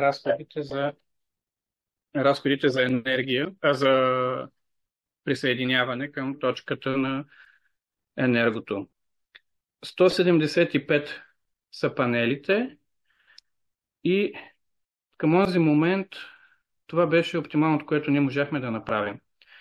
Понеже отново е интересно, искам да ви покажа и хората, защото те са по-важни. Ние сме енергийна общност, но преди всичко твърдим, че сме общност. И това е на 13 март. Ние проведохме, така да се каже, беше нашия прощапулник. И след като бяхме събрали средствата, процесът, по който протече, е изготвяне на технически и икономически анализ.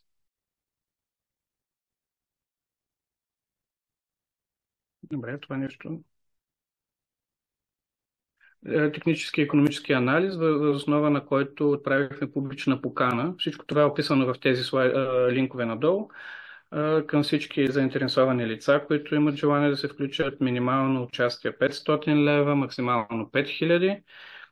За този, който ако реши да прави такова нещо, важно е да няма участник, но това е по българското законодателство, с повече от 10% капитал, няма забрана легална или каквато и да е, но тогава влизаме в драматургия относно действителния собственик на енергийната общност, малко повече проверки в банките и малко повече проверки, вероятно, и на други места. Поради тази причина ние се ограничихме, както казах, от 500 до 5000, а и за да дадем и към момента... ще сме са третото клипче. Добре, и към момента, както казах, беше едно от предизвикателствата, къде ще отиде излишната енергия. В третия клип, който имате линк, тъй като все още не сме му сложили субтитри и е малко по-неразбираем, на него са показани, илюстрирани. От една страна си покажем хубавия град, от друга страна пътя на енергията, както съм си го именувал аз. Тоест енергията тръгва от това първо клипче, което успяхме да видим. На регионалното депо там се ползва около 50% от енергията. Марто, ако не стане, ще... сега ще го видим, ще зареди. Около 50% от енергията, останалата се разпределя приоритетно, сме го задали. Първоначално енергията отива в административната сграда на община Габрово.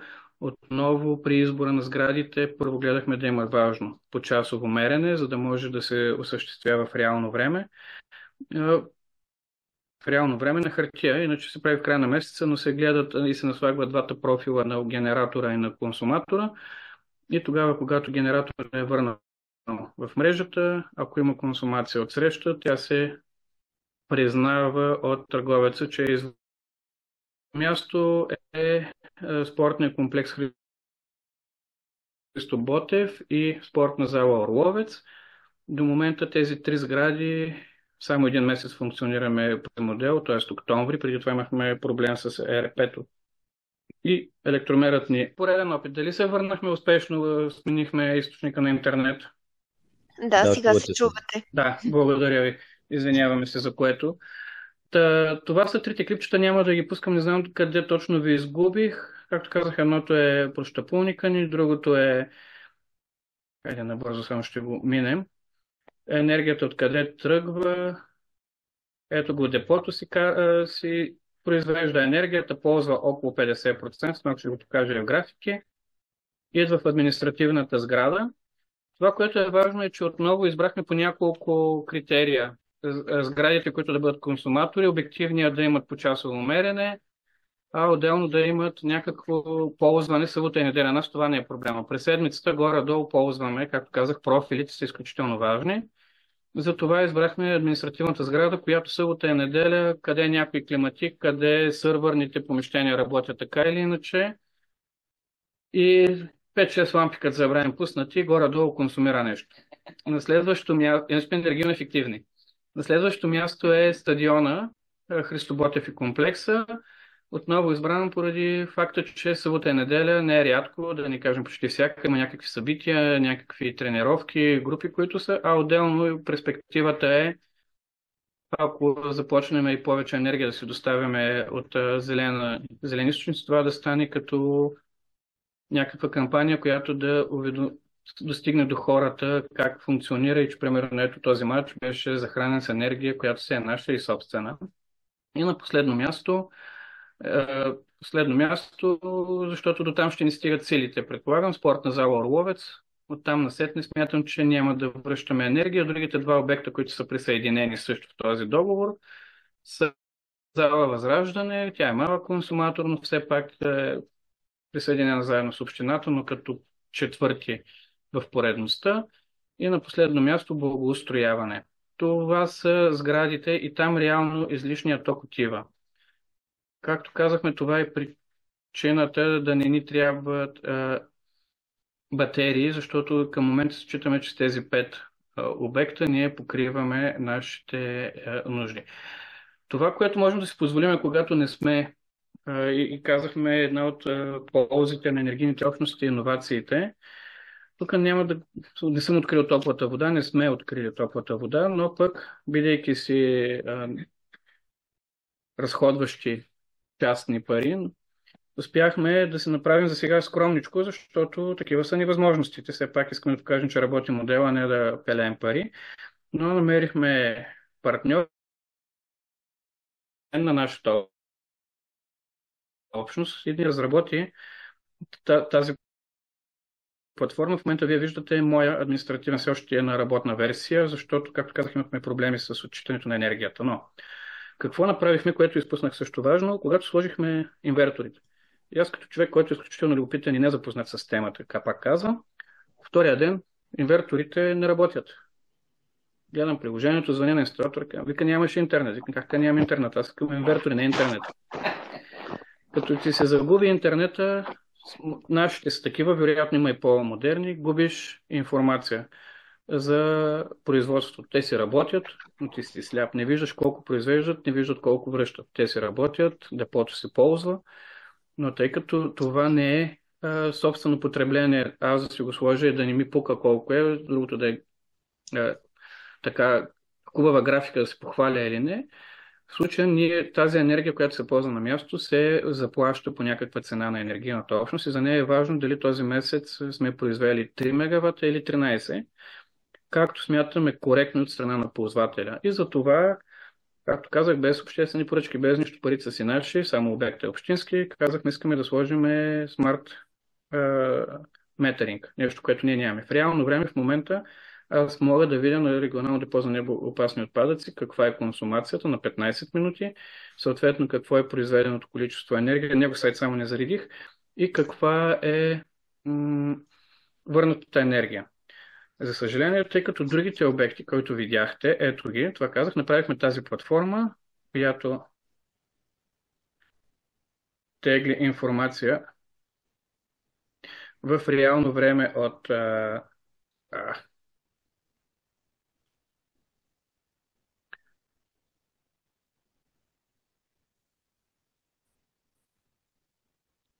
която тегли в реално време информация от тази смарт система, т.е. ние по отношение на единият обект, който е не, тук са ми банковите извлечения, извинявам се, не обектите. Да, това също е информация, която ние предоставяме ежемесечно на нашите членове, но това е как организираме по-скоро вътрешните. Ето обектите, които са присъединени в този договор. Административната сграда, енергийната общност имаме отделен като потребителско и парова, зала възраждане, благоустрояване, регионалното депо като консуматор, спортна зала и стадион. Тъй като в момента имаме информация единствено в реално време, подчертавам, за енергийна общност Габрово и регионално депо, ние имаме следните графики, следната информация можем да предоставим. Към момента не сме залагали на това да работим и с пари, не че е невъзможно, но ето как изглежда към момента за 24-та година, миналия месец ноември, т.е. той е сегашния, извинявам се. Синият бар е прогнозното количество, което е по бизнес план и модел. Жълтото е реално произведеното. Тук имаше доста мъгляви дни, вероятно няма да постигнем. За сметка на това, октомври не знам защо, вероятно пак имаме някакви отклонения, но това е нещо, което ние получаваме в реално време, за да знаем как се движим спрямо очакванията ни.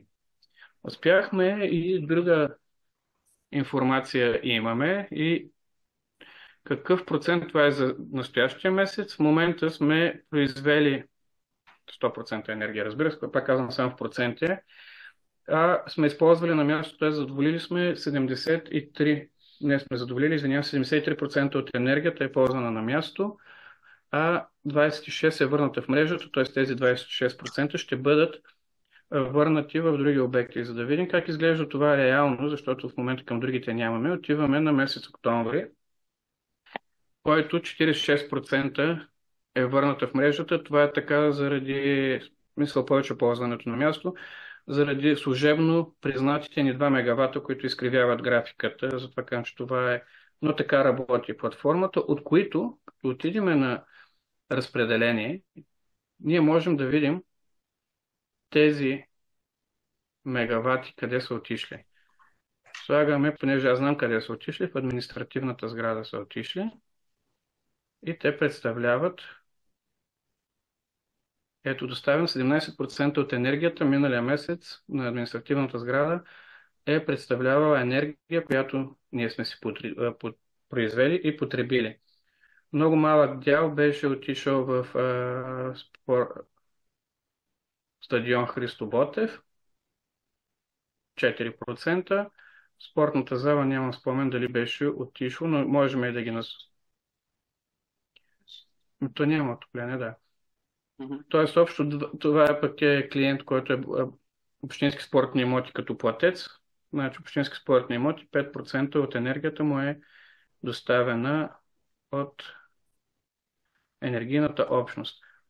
Имаме си и графики, които един ден се надявам да улеснят колегите при статистики и прочее, а не да вадят фактури, защото, както казах, повечето информация към момента се изтегля служебно от SmartMeter, а другата я наливаме ръчно. Моята перспектива е, когато това нещо, ето за това, което казах, разминаването в графиката, понеже засичаме, но това е само в моя профил. Виждате, септември са ни признали върната 288 кВт при реално върната 2,5. Съответно, следващия месец не сме върнали 5,6 е върнато.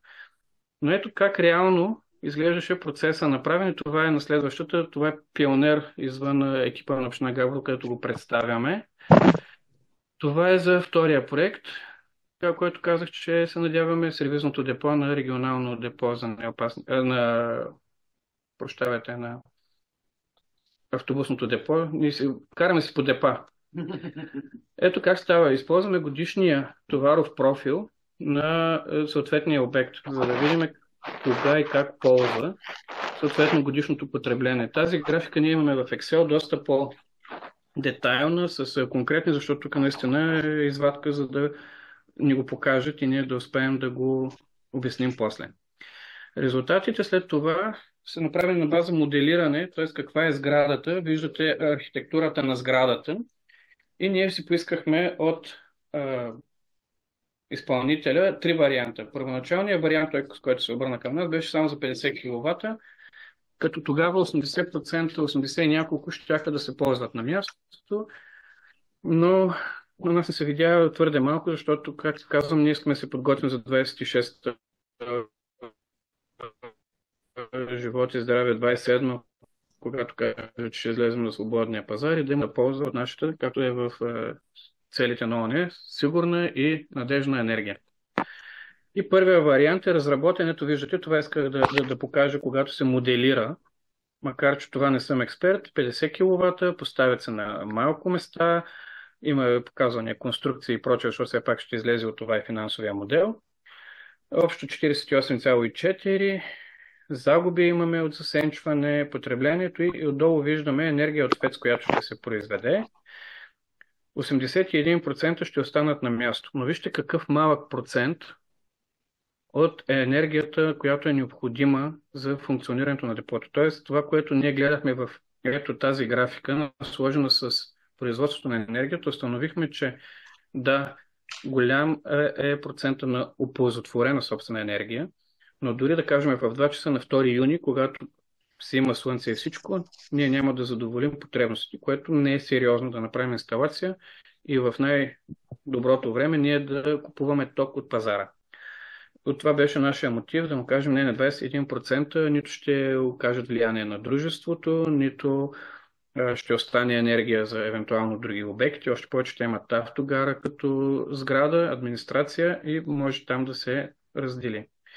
Следващия вариант е с 75 кВт инсталирана мощност. Отново това си е предложение как да бъдат разположени от експертите.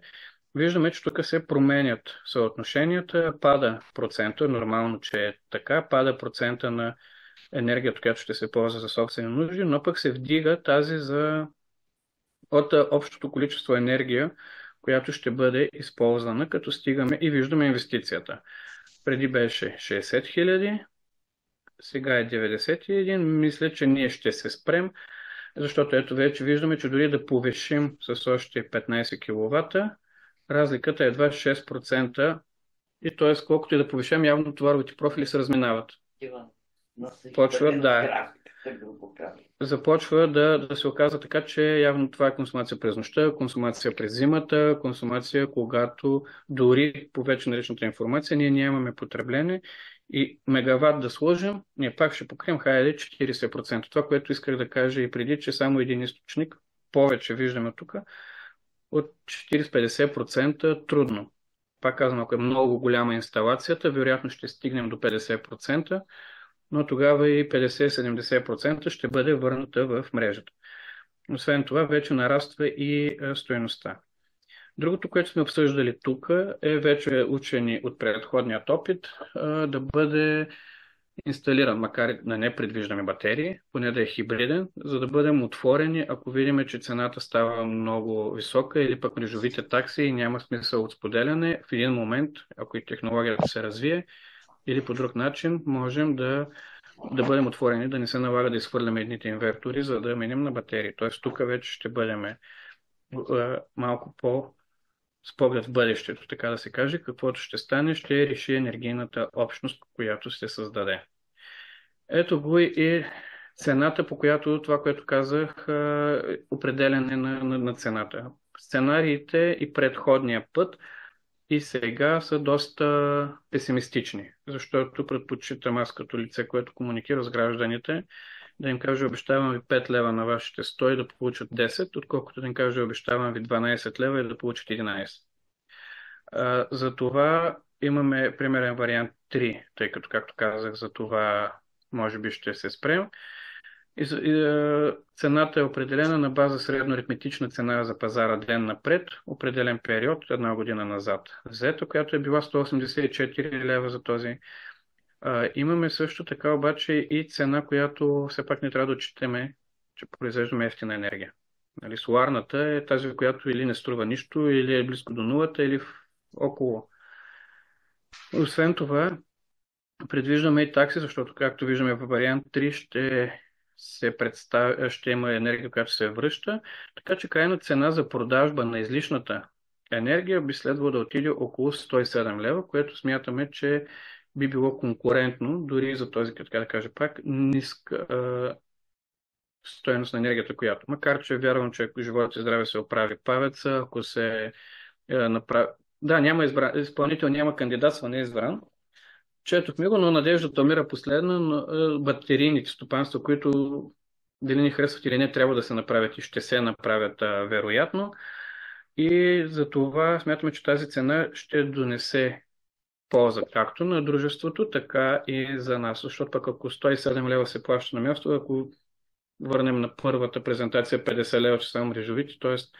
цената на място би била доста по-ниска.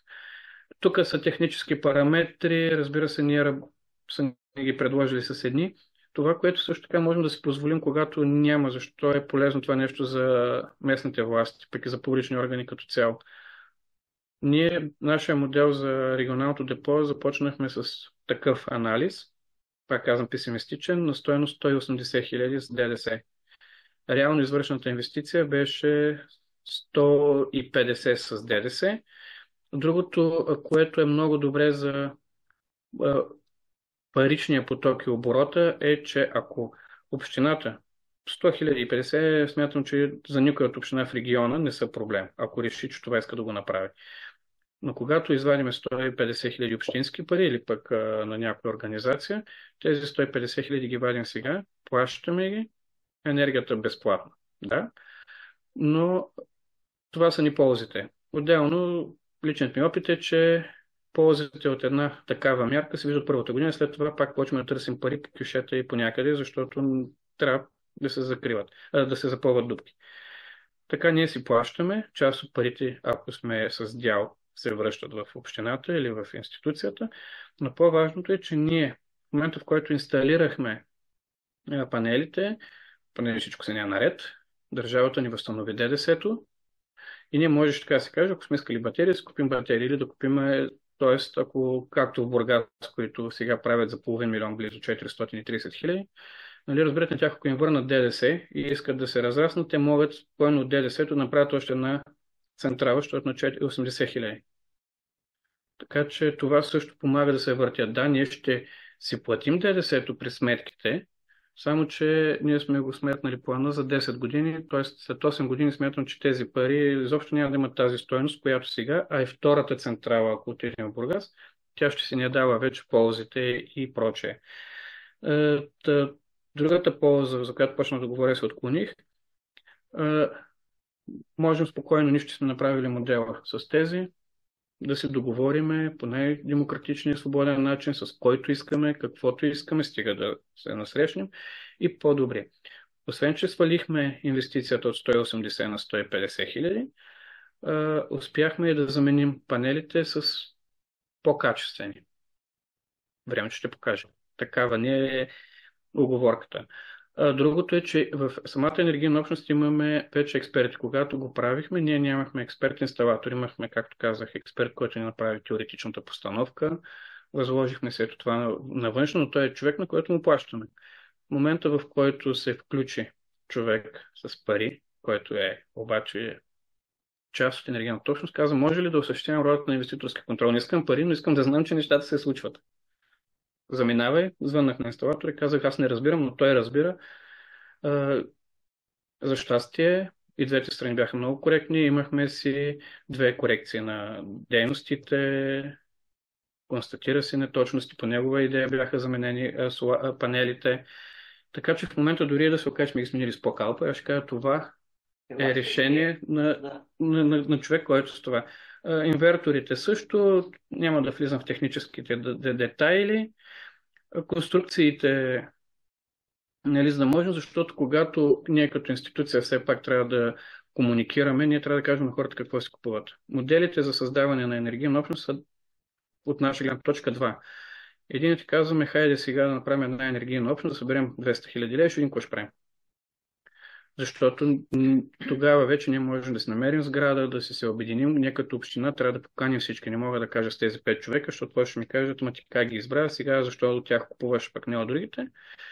Но пък за сметка на това, можем да кажем, даваме покана, събираме капитал и после ще чудим какво ще правим. Аз лично не бих се вързал на такава покана. Затова избрахме другия вариант. Ето това е нещото. Дали ви харесва или не, никой на сила не ви кара. Но вие знаете, ето на къде ще е наклона, къде ще бъдат поставени, какви ще бъдат, ако намерим по-добро дух на комуникация. Окей. Знаете срока, знаете и цената.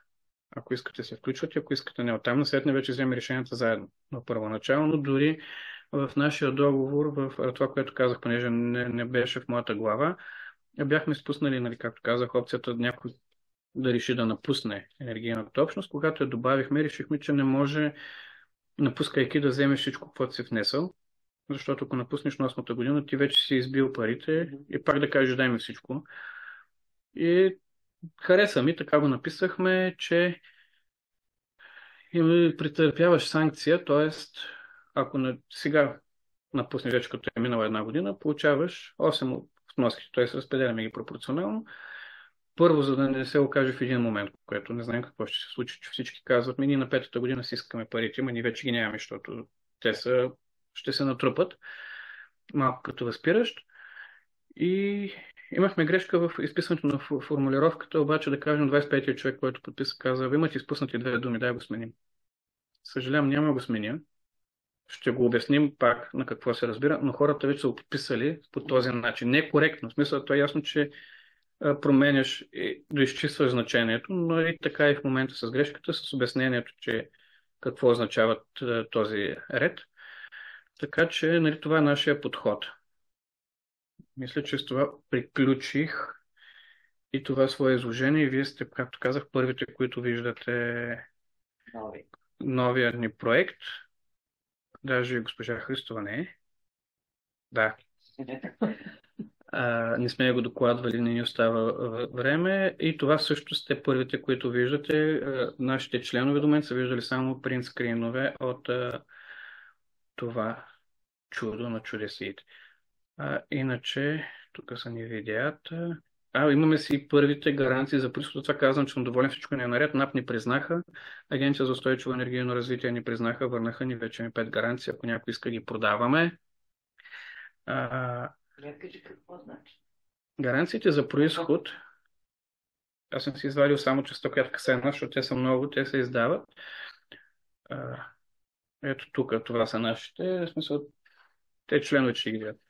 Когато се произвежда енергия от възобновяеми източници, понеже се отчитат квоти, дружествата, пък и органите, нали, имаме цели да постигаме колко и как. На тези, които генерират зелена енергия, общо казано, ако тя минава през търговско мерене и прочее, защото има начин да си издадем гаранции за self-consumption, извинявам се, за ползването на място, но тогава дори май трябва да минем през митници, което е абсурд. Трябва да е надлежно, нам си как и не знам там процедурата, казаха, че е сложно, аз нямам се занимавам с това, но тези гаранции, ако да кажем община Сивлево, понеже са в залата, решат, че искат да се купуват 100% зелена енергия, нещо, което ни бяхме решили преди време, но не ни се получи. Това е начинът да покаже търговеца, че ползва зелена. Обаче вече почнаха да ги предлагат на фирмите. Те фирмите крайния получател имат задължения, но пак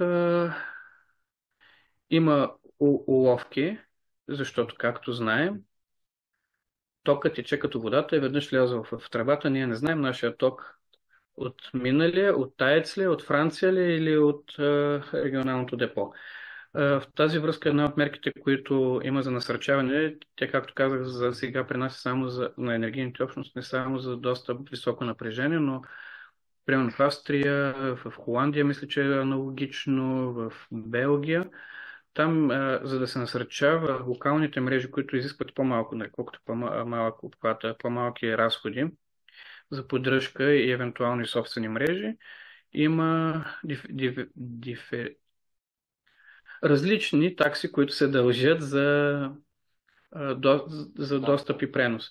Съответно, ако производителя и консуматора, както е нашето депо, са на едно място, нищо не дължи, защото е ясно, нямаме достъп. Ако са в рамките на един трафопост, примерно се плаща 30% от цялата сума. Ако си на ниво средно напрежение, примерно 50 или 60, и вече ако си на високо, се плаща стандартната. На въпроса ме даде, тя веднъж като влезе в мрежата НИП и те си казаха, това е мярка за насърчаване. Защото първо да напочнем да се намерят локалните производители и в един момент, защо не да си станат собственици на мрежата, както видяхме, че може да бъдат производители, търговци, дистрибутори.